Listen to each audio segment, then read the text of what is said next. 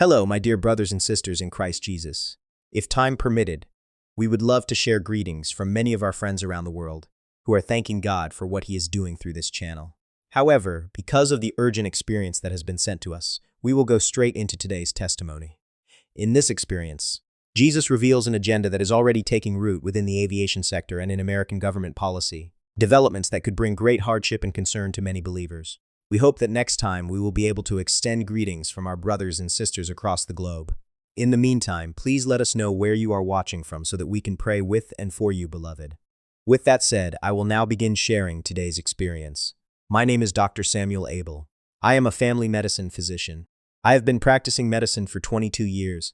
I have sat beside dying patients. I have held the hands of people taking their last breath. I have filled out more death certificates than I can count. I have always believed in God in a quiet, responsible kind of way. The kind of belief that fits neatly between a busy clinic schedule and a stack of unread medical journals. But nothing in my 22 years of medicine, nothing in my entire life, could have prepared me for what happened to me. I am still shaking as I try to put this into words. I have started this account 4 times already and deleted it each time because it sounds impossible.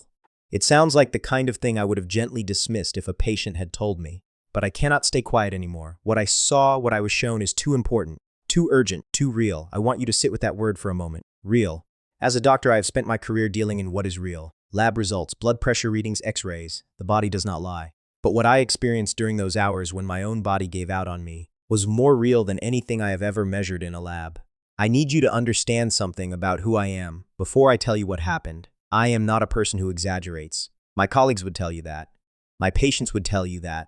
I have spent 2 decades training myself to see clearly, to describe accurately, to resist the pull of wishful thinking or dramatic interpretation.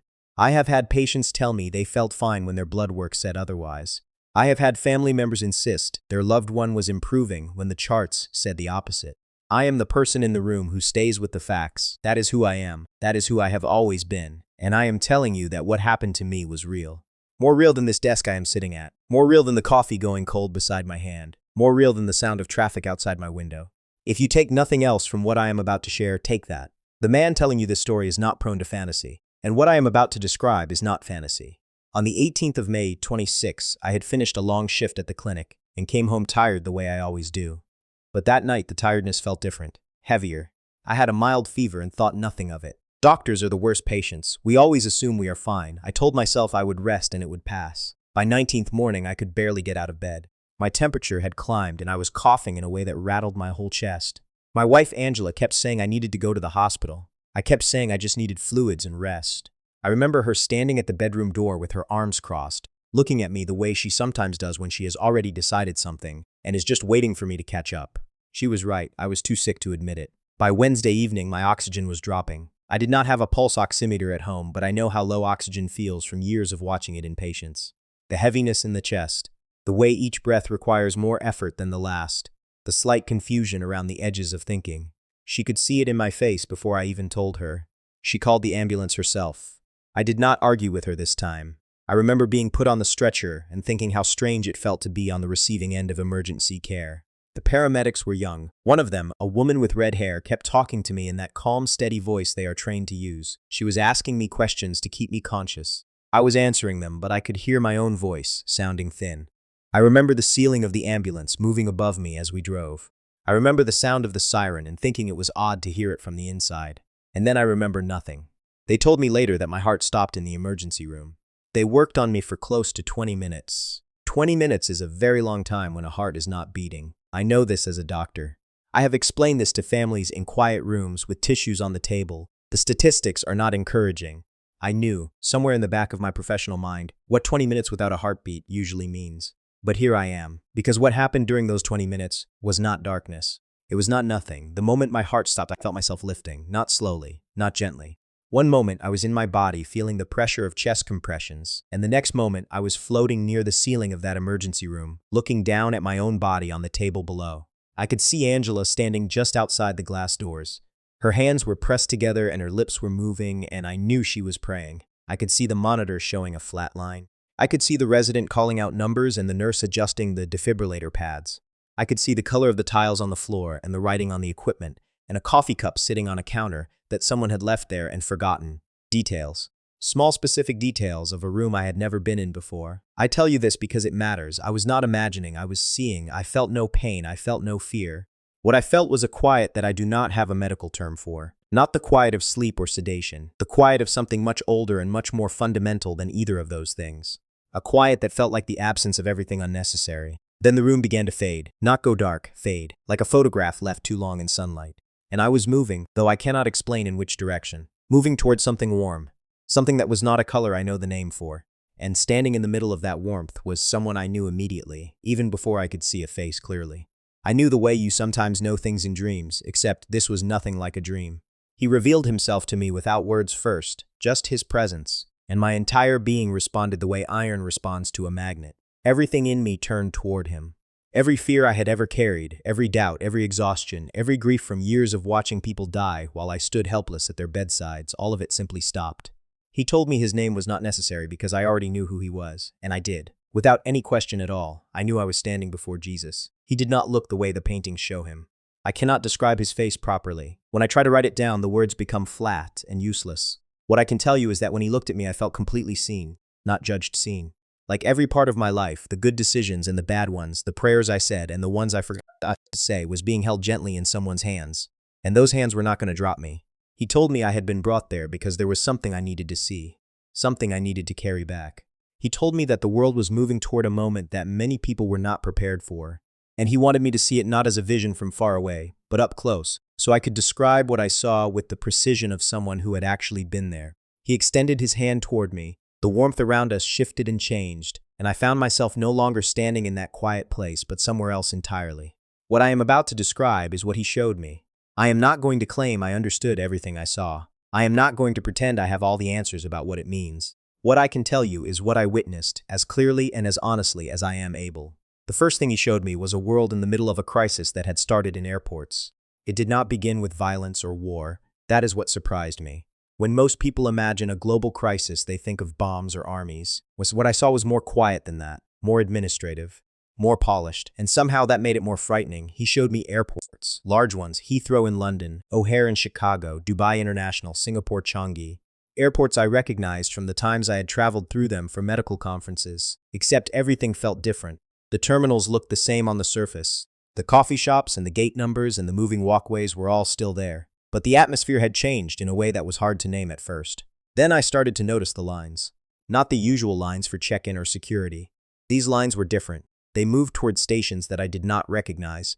The stations had a blue glow to them, soft and steady like the light from a medical device. And I watched as travelers, ordinary people with suitcases and children and tired faces, moved through these lines without much protest. Most of them barely looked up from their phones. He revealed to me that what I was watching was the early stage of a system that had been introduced following a massive disruption to global aviation. He showed me the moment the disruption happened. Not in detail, but enough for me to understand. There had been a coordinated failure, not a crash. A systemic collapse of the networks that airports depend on. Passenger databases erased. Identity verification systems taken offline. Air traffic control communications compromised in ways that grounded flights across 3 continents simultaneously. The news coverage I saw was the kind that changes the atmosphere of a whole country. People watching their televisions with that particular stillness that only comes with genuine fear. Airports shut down. Thousands of travelers stranded. International trade interrupted. Medical shipments delayed. The economic damage was measured in numbers so large they became meaningless to ordinary people. He showed me the meeting rooms where the response was being designed. I want to be careful how I describe this because I did not see clear faces and I am not going to name institutions or countries. What I saw was a pattern, a shape of decisions being made. The people in those rooms were not all evil people. Some of them genuinely believed they were solving a problem. Some of them were afraid and looking for a way to restore order. But the solution they were moving toward had been waiting for exactly this kind of moment. He showed me how the crisis had been used to justify something that would have been rejected under normal circumstances. Before the disruption, proposals for new identification systems had been discussed in policy circles. They had been debated, questioned, pushed back on. Civil liberties organizations had raised concerns. Some governments had passed laws restricting certain kinds of biometric data collection. There had been healthy resistance, but the disruption changed everything. When flights are grounded, and economies are bleeding, and people cannot get home to their families, the conversation about what is acceptable shifts very quickly. He showed me how the public mood changed, how fear is a kind of open door, and the people designing the solution walked right through it. I watched press conferences. Officials standing at podiums with the careful, measured expressions of people delivering serious news. They spoke about safety, about security, about the need to restore confidence in global travel. They used language that sounded reasonable, necessary even, and they announced that a new identification system would be introduced at airports worldwide. One that could not be hacked, one that could not be stolen or forged, one that would be, as they put it, permanently associated with the individual. He showed me the rollout beginning, not chaotic, organized, professional. Country after country announcing the adoption of the new system, with minor variations in timing and language, but identical in substance. The coordination was not accidental, I could see that clearly. This had been planned far in advance of the crisis that made it seem necessary. The crisis had simply been the trigger, and then he showed me what the system actually was. The stations with the blue glow. The ones travelers were moving through in those long, quiet lines. He revealed to me that what was being administered at those stations was not a scan or a card or a document, it was a device, small enough that most people did not really register what was happening when they received it. A subcutaneous implant. Placed just beneath the skin, most commonly in the right hand or along the wrist, the procedure took less than a minute. It was described as painless, and the staff at the stations were trained to be calm and reassuring. Families went through together, children held their parents' hands. Nobody screamed, nobody ran. On the surface, it was presented as a biometric identification tool.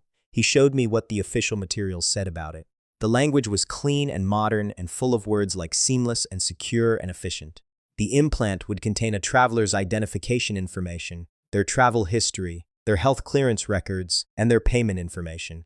It would eliminate the need for passports, boarding passes, payment cards, or any physical documentation.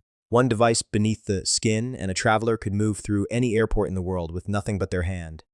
He showed me how it was marketed to families. The pitch to parents was almost unbearable to watch because it was so carefully designed. He showed me promotional materials, videos with soft music, and images of smiling families reuniting at arrival gates. The message was that this device would protect your children. If a child was ever separated from a parent in a crowded terminal, the system would locate them instantly. If a medical emergency occurred mid-flight, the passenger's full health records would already be available to responders. If there was ever another security disruption, travelers with the implant would never be stranded. He showed me business travelers receiving a different version of the same pitch. Productivity, efficiency, the elimination of time wasted at document checkpoints. Companies began offering incentives to employees who received the implant early. Some made it a condition of continued employment in roles that required frequent travel. He showed me the moment governments began making it mandatory. Not all at once, gradually. First, it was presented as a preferred option, then as a condition for priority boarding, then for standard boarding, and then there was no other option. If you wanted to fly, you received the implant. If you refused, you did not travel. He showed me how quickly the system expanded beyond airports. Within months of the airport mandate, the same argument was being used at train stations, then at hospitals for non-emergency registration, then at government offices for benefit access. The language was always the same: security, efficiency, your safety, our responsibility. He revealed to me the true nature of what was beneath the surface of all this. And here is where my medical training became almost a liability, because what he showed me pushed against everything I had been taught about how the body and technology interact. The implants were not simply identification devices. He showed me what was inside them. I am not an engineer, and I cannot describe the technical components in precise terms, but he allowed me to understand the function. There was a monitoring capability that went beyond health records. The devices could track location constantly. They could measure physiological data, including heart rate, stress hormones, and brain activity patterns. And they had a capacity that the official materials never mentioned. He revealed to me that over time, with repeated signal exposure from the infrastructure that had been built into airports, transit hubs, shopping centers, and eventually most public buildings, the devices would begin to affect the neurological function of the person carrying them. Not in a way that would be immediately obvious. The changes were subtle, gradual. He showed me a word that appeared in one of the internal documents he allowed me to glimpse. The word was compliance. Not health, not security, compliance. He showed me what this meant in practice. People who had received the implants did not become robots or mindless. They kept their personalities. They kept their memories. They kept their preferences and opinions about ordinary things. But something in their inner life began to change. The part of a person that wrestles with questions that do not have easy answers. The part that feels unease when something seems wrong, even if it cannot be named. The part that reaches towards something beyond what is visible and measurable. That part began to quiet down, slowly. Almost imperceptibly, he told me this was not accidental, this was the point. Then he showed me what the scripture calls the mark of the beast. He did not say this in language that sounded like a sermon. He said it the way a doctor explains a diagnosis. Factual, direct, heavy with the weight of what it meant. He revealed to me that the implant being rolled out through the world's airports was the fulfillment of what had been written about in the book of Revelation. The mark, not a symbol, not a metaphor. The actual thing the Apostle John had seen and written about, and the resemblance to what was described in Scripture was not coincidental. He showed me that the design of this system had spiritual dimensions that went beyond what any engineer or government official was consciously aware of. He showed me that the mark carried a spiritual consequence that was separate from its technological function. People who received it were making a choice. Most of them did not understand the nature of the choice. They thought they were making a practical decision about travel or employment or healthcare access. But in the spiritual realm, something else was happening entirely. He showed me what the spiritual transaction looked like. This was the part that shook me the most. As a doctor, I have watched the body give out. I have watched the moment when a person stops being alive in the clinical sense. But what he showed me was not the death of the body. It was something I did not have a word for before. He allowed me to see, in whatever way that kind of seeing is possible, the spiritual connection between a living person and God. That connection is real. It is not metaphorical. It is as real as blood flow or nerve signal. It exists in every person who has opened themselves to God, who has chosen to trust in something beyond what they can see and measure. He showed me what happened to that connection when the implant was received and fully activated. The process was not instant. It happened over weeks and months as the device's signals interacted with the person's neurological and, he revealed, spiritual architecture. The connection did not snap suddenly. It frayed, slowly. The way a rope left in weather slowly loses its integrity thread by thread, until one day the person reaches for that connection and finds it is no longer there. And the terrible part, the part that made me weep in a way I have never wept in my adult life, was that most of them would not notice. The loss of spiritual sensitivity was gradual enough that people explained it away. They told themselves they were just busy, just tired, just going through a dry season. They never connected it to the device in their hand. He showed me people who had once had genuine and deep faith, people who had prayed and meant it, people who had read scripture and felt it speak to their own lives, people who had gathered with other believers and felt the presence of something real and holy in those gatherings. He showed me those same people 1 year after receiving the implant. They still used all the same religious language. They still attended services. But when they bowed their heads to pray, there was nothing flowing in that direction anymore. The words rose and fell back down unheard, not because God had moved, because the receiver had been damaged. He revealed to me that the mark, in its spiritual function, was a permanent alteration. He said this with great sorrow. I want to be clear that I do not think he said it coldly or without compassion. The grief in what he communicated to me was enormous. He was not describing this as a judicial punishment handed down from a distance. He was describing it the way a doctor describes an irreversible condition, not with satisfaction, with grief. The choice to receive the mark, even when made in ignorance, even when made under pressure, was a choice with spiritual consequences that could not be undone the way most choices can be undone. He showed me the reason for the permanence, and it had to do with what the mark represented at its core. It was not just a device. It was an act of placing ultimate trust in a human system over divine provision.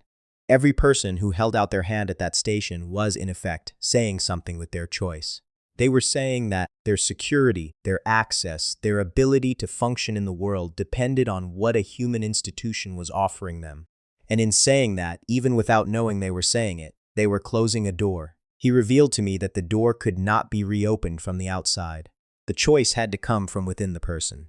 And the device was specifically designed, whether those who designed it understood this or not, to gradually remove the interior capacity to make that kind of choice. I stood there, in whatever way standing means in that place, and I thought about my patients. I thought about the people I'd watched make hard choices over the years. People choosing treatments with devastating side effects because the alternative was worse. People deciding when to stop treatment and let the natural end come. People wrestling with impossible questions at the worst moments of their lives. I had always tried to give them full information, informed consent. I believed in it completely. And what he was showing me was a situation where billions of people were about to make a permanent and irreversible choice without anything close to full information, without any awareness of what they were truly agreeing to. Then he showed me the people who would be most directly affected in the near term, the believers, the people who called themselves Christians and who in many cases genuinely were. And what I saw broke my heart in a way I was not prepared for. He showed me Christian families, Not abstracted or symbolic, specific scenes of real-seeming people in real-seeming places. A family in Ohio with 4 children, the oldest just starting high school. Both parents worked and their income depended on regular domestic travel for their jobs. The husband sold medical equipment and was on the road most weeks.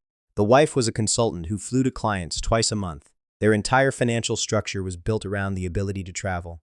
He showed me the conversation they had in their kitchen one evening after the kids were in bed. The kind of kitchen where church bulletins are still stuck to the refrigerator with magnets.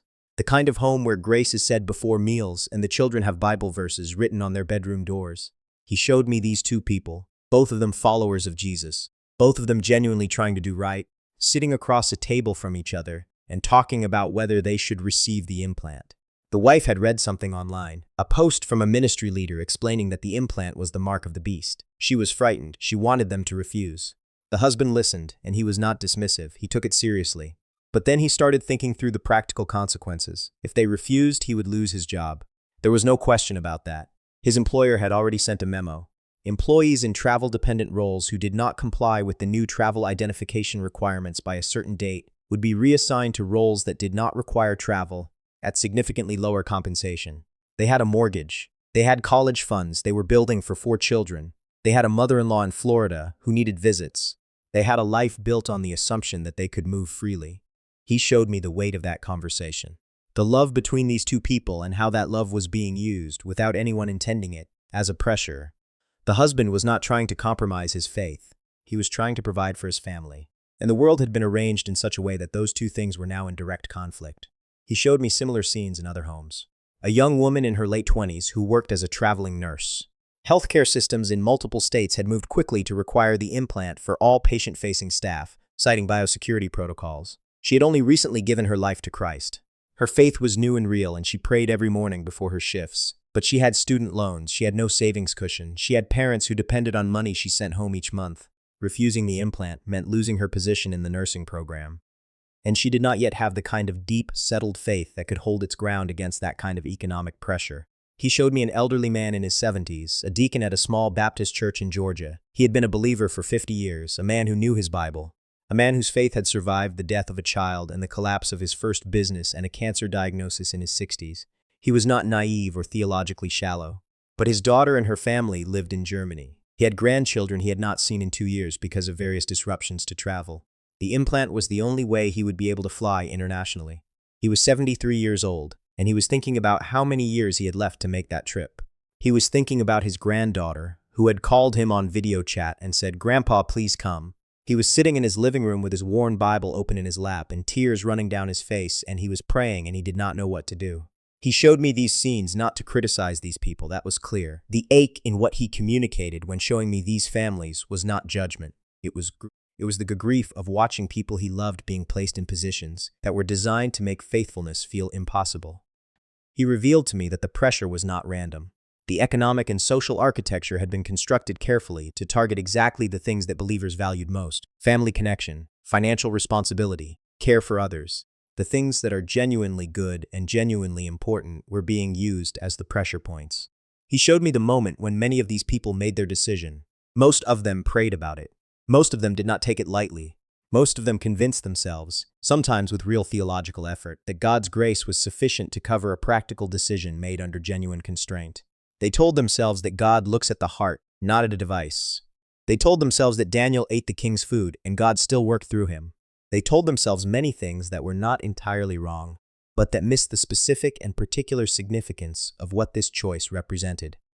Then he showed me what happened in the churches. And this section of what he revealed to me is perhaps the most difficult to describe because it involved people I would have expected to be the warning voices, the shepherds, the pastors and teachers and ministry leaders whose job is precisely to recognize this kind of moment and sound the alarm. He showed me that many of them did not, and he showed me why. He showed me a megachurch pastor in a suburb of Atlanta, a man with a large congregation, a significant social media presence, a weekly broadcast that reached hundreds of thousands of homes. A man who had built his ministry on practical Christianity, relevant messages, real-world application. He had always been careful to avoid what he called sensationalism. He had spent years gently correcting members of his congregation who sent him articles about end-times conspiracies, patiently explaining that Christians should not be people of fear and speculation. When the implant conversation began reaching his congregation, he received it through that same filter. He saw the concern about the mark of the beast, coming primarily from the corners of Christian media he had long associated with sensationalism and fear. The same voices that had been wrong about previous predictions. The same communities that had spent years frightening people with inaccurate timelines and false alarms. And so his instinct was to calm people down, to be the steady voice, to say that God was still in control, and that technology is neutral, and that what matters is the posture of the heart. He preached a sermon series on anxiety and trust. He brought in a guest speaker who was a Christian technologist and who explained the implant from an engineering perspective, emphasizing its genuine safety benefits. He answered questions from his congregation with patience and wisdom about many things, but he did not recognize what he was looking at. He had spent so long correcting overreaction that he had trained himself out of the capacity to recognize a genuine crisis when it arrived. He showed me this man's genuine intentions. He was not a false shepherd in the sense of consciously leading people astray. He loved his congregation, he prayed for them, he lost sleep over their well-being. But he had surrounded himself, over years of ministry, with a framework that made him unable to see what was directly in front of him, and the cost of that blindness was enormous. He showed me other pastors, a denominational leader who had been in ministry for 40 years, deeply respected, theologically serious. This man had read his revelation carefully. He knew the passages about the mark, but he had also spent 40 years watching people make bad decisions based on poor interpretation of apocalyptic literature. He had seen marriages damaged by people who refused to plan for the future because they were certain the rapture was imminent. He had watched young people drop out of education because they believed the end was too close to make long-term plans worthwhile. He was a man who had paid a real pastoral price for prophetic irresponsibility, and he was not going to add to that harm. So when the mark conversation reached his denominational network, he wrote a careful and well-reasoned paper explaining why the current technology did not meet the biblical criteria for the mark of the beast. The paper was thorough, it cited commentaries, it engaged with the Greek text, it was in many ways a genuinely good piece of theological work, and it was wrong about the most important thing. He showed me this leader sitting alone at his desk at 2 a.m. reading through his paper one more time before publishing it, and I could see that somewhere in him there was an unease he could not quite name, a check in his spirit that he could not account for. He prayed briefly, and then he published the paper because the theological arguments seemed sound to him, even though something in his gut was unsettled. He showed me technology companies that had developed outreach strategies specifically targeting Christian communities. He revealed to me that these were not accidental. Research had been done. Focus groups had been conducted. The objections that believers were most likely to raise had been studied carefully, and responses had been prepared in advance. Ministry grants were offered to churches willing to host information sessions about the new technology. Christian media platforms were approached with advertising arrangements. Influencers within evangelical communities received early access and positive experiences to share with their audiences. The strategy was patient and thorough, and it worked better than anyone resisting it could have anticipated. He showed me church board meetings where the decision was being discussed. In most cases, the conversation was not about theology, it was about practicality. Mission teams needed to travel, youth groups had planned international trips. Church plants in other countries depended on regular visits from the sending church. The decision that faced these boards was framed as a logistical one, and when it is framed as a logistical question, the theological dimension gets pushed to the side almost without anyone noticing. He showed me Sunday mornings in churches where the implant had been quietly accepted by leadership without any direct address of its spiritual significance. Congregations sat in rows, many of them already carrying the implant, and the worship songs played, and the messages were preached, and nothing was said that would help anyone understand what was happening to them. The pastors were not lying, they were simply not seeing. And in the spiritual realm above those sanctuaries, he showed me something I will never forget, something quiet, something that looked like grief given visible form, a withdrawal, a dimming, not sudden but steady, like a lamp whose oil is slowly running out. The light was still there, but anyone paying close enough attention could see it was not what it had been. And most people were not paying close enough attention. That, he revealed to me, was the whole problem in a single image. Not that the light was gone, that people had stopped noticing it was going. Then he shifted and showed me the ones who refused. They were not a uniform group. They did not all look the same or come from the same theological tradition or live in the same kinds of places. What they shared was a quality of interior conviction that had been built over time through genuine relationship with God. Not religious habit, not inherited belief, actual relationship, the kind where you know the voice when you hear it. And when the moment came, they heard it, even when it was quiet, even when it was counter to everything the world around them was saying. He showed me some of them making the decision very early, before the mandate was fully enforced. a family in rural Tennessee who had been quietly preparing for years. Not from a place of fear or paranoia, but from a kind of steady, practical spirituality that recognized the world was moving in a direction that would eventually require a hard choice. They had learned to grow food. They had built community with neighbors who shared their values. They had a root cellar and a generator and a library of physical books. When the mandate came, they were not surprised. They had not built their life around the ability to fly commercially, and so the specific form of the pressure was less devastating to them. But they still lost things. They still had family members in other states they could no longer visit easily.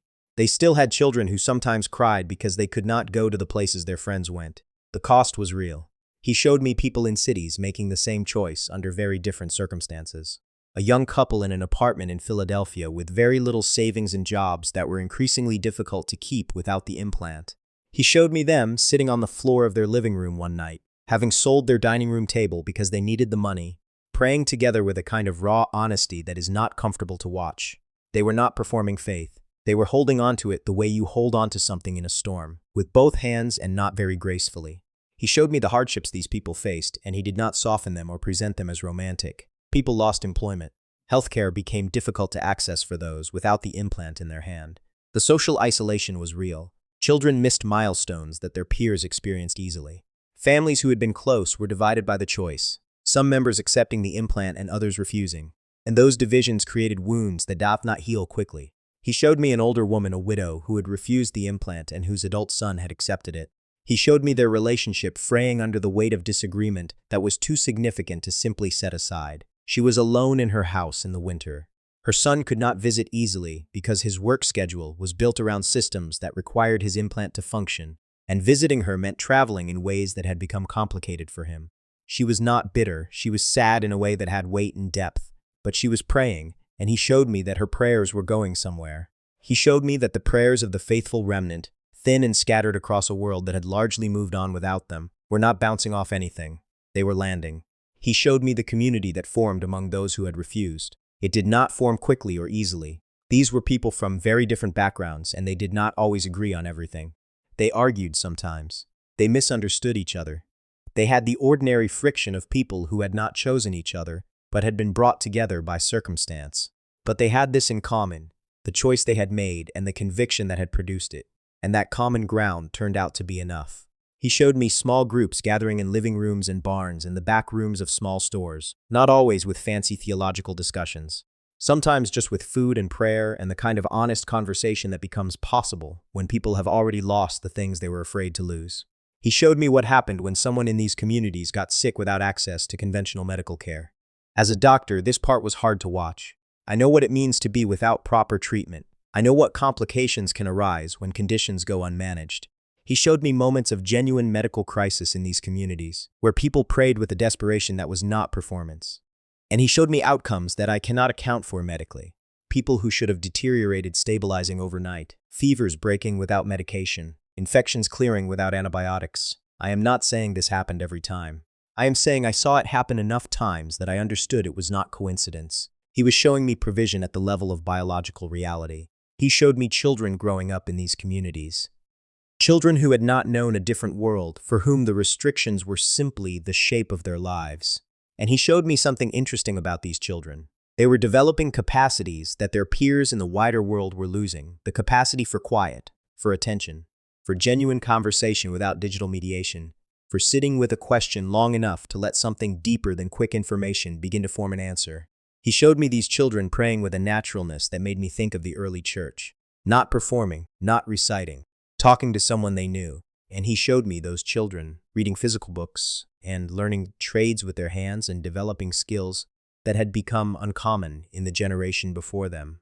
He showed me the provisions that came to these communities in ways that could not be explained by normal accounting. Needs met at moments of genuine desperation, food appearing from unexpected sources, skills rising in people who had not known they possessed them. He showed me a woman who had never grown anything in her life, learning to keep a garden that became a resource for 20 families around her. A man who had been an accountant learning to do basic medical care after watching videos and reading books, and he showed me being guided in ways he could not fully articulate by something he could only describe as knowing what to do next. He revealed to me that the community of the faithful remnant was not surviving on its own strength. That was not the model. The model was the same as it had always been. Stay close to the one who provides. Trust in each moment that the provision for that moment will come. Not abundance stored against every future fear, enough for today. He showed me that the people who had chosen faithfulness were living inside a different relationship with time than the people around them. The world was accelerating, desperate, grasping, and the remnant was slow, patient, grounded in a present moment that they had learned to inhabit fully because the future was not theirs to control. He showed me something else about this remnant that I did not expect. He showed me that their refusal to accept the implant was not producing bitterness or self-righteousness in most of them. It would have been easy, I think, to become the kind of people who looked at the wider world with contempt, who saw the compromises others had made and used those compromises as a reason to feel superior. But he showed me that the genuine ones, the ones whose refusal had come from a real place of faith rather than mere stubbornness or fear, were not like that. They prayed for the people who had accepted the implant. They kept the doors of their communities open. They did not treat their own faithfulness as an achievement to display. They treated it as a gift they had received and were responsible to steward. That quality of humility was, he showed me, part of what kept their spiritual connection clear and strong. Then he showed me the return. I want to be careful here because this part of what I was shown is the part I feel least able to describe without doing damage to it. What I saw was so far outside of ordinary experience that every word I reach for feels inadequate. But I will try. He showed me a moment, not a date. He did not tell me a date, and I want to be clear about that because dates have been used irresponsibly in these kinds of testimonies before, and I will not be a part of that. He showed me the quality of the moment, the texture of the world in it, and what I saw was a world that was tired. That is the word that comes closest. Deeply, structurally tired in a way that was visible in the faces of the people I saw. Not just exhausted from work or stress. Tired from years of a world that had been moving faster and faster in a direction that was further and further from anything recognizably human. Tired from the noise. Tired from the disconnection. Tired from the spiritual emptiness that had been quietly spreading since the implant became widespread. Though most people did not have that name for it. They just knew something was gone. Something they could not replace. Something they kept reaching for in ordinary moments. Early morning, late night, a quiet Sunday, and finding missing. Children had grown up in this world who had never known what it felt like to have that unnamed thing present. Their parents sometimes described it to them the way people describe a smell that cannot be recreated. Nostalgic for something their children would never understand from the inside. The churches that had accepted the implant were still functioning, still meeting. But the quality of what happened in those meetings had shifted so gradually that most people inside them did not have a reference point for comparison anymore. And in the communities of those who had refused, there was a different quality, not ease, not comfort. They had not had comfort. But there was an aliveness, a quality of attentiveness, like people who have been watching for something for a very long time, and who have learned, through the watching, to see more clearly than they used to. He showed me the faces of elderly people in these communities who had been young when the mandate began, who had given up careers and ease and travel and the ordinary texture of modern life, who had watched their own bodies age in conditions that were harder than they needed to be, and whose eyes were still clear, still expecting, still lit from the inside by something that had not dimmed through all of it. He showed me the sky changing.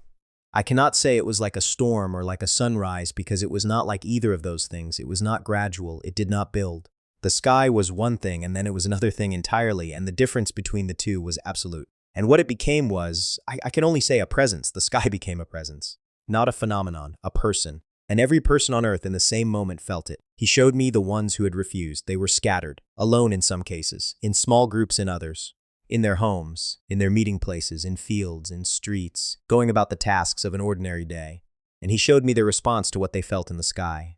They stopped whatever they were doing, without announcement, without any signal between each other. In the same breath, across continents, they stopped and they looked up, and on their faces was an expression I recognized, not from anything I had seen before, but from somewhere deep inside my own experience of the previous hours. The recognition of the one you have been waiting for. The recognition that happens in the chest before it reaches the face. He showed me them being caught up. That phrase from scripture, caught up.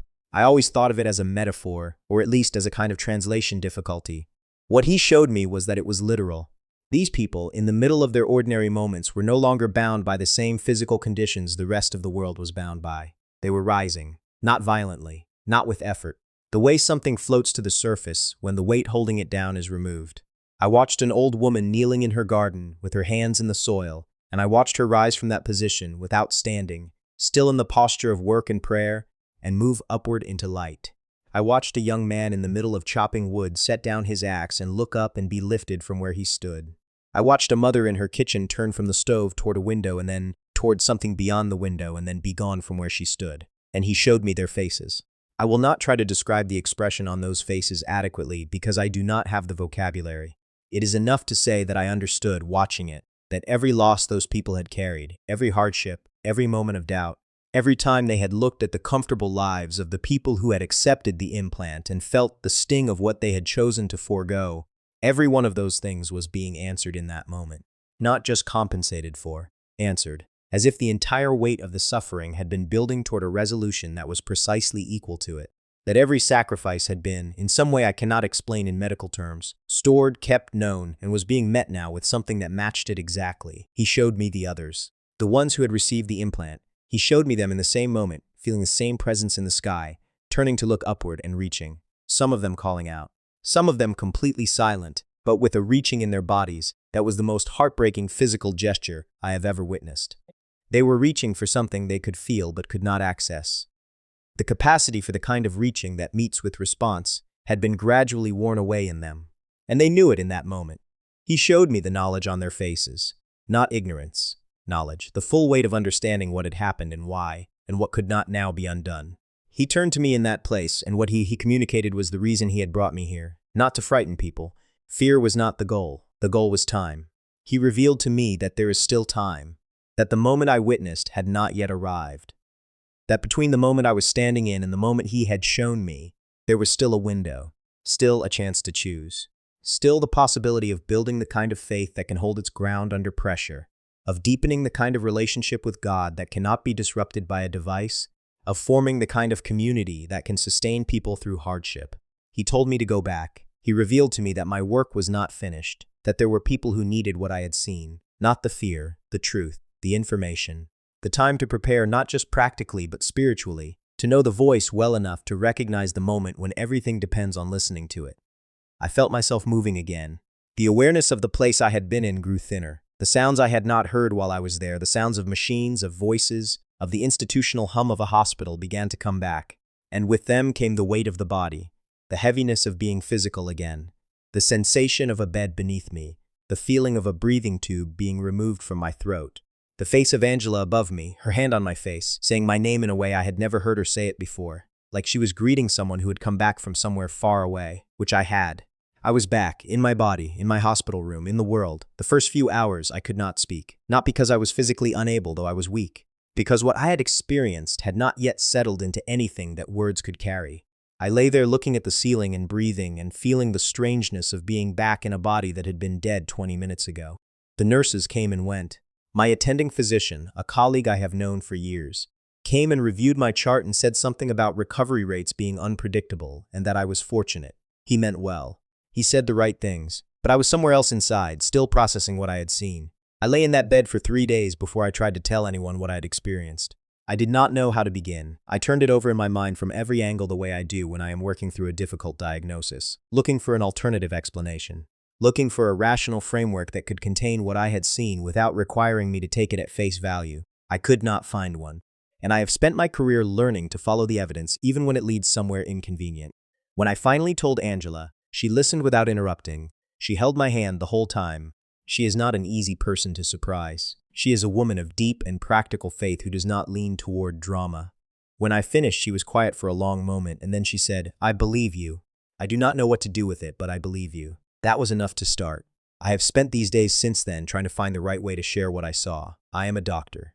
I understand the human tendency to dismiss experiences like this. I have done it myself. I know how easy it is to explain away what cannot be measured. Temporal lobe activity, oxygen deprivation, the brain under stress producing experiences that feel more real than real. I know all the arguments. I have used some of them myself in the past. But I also know what I saw.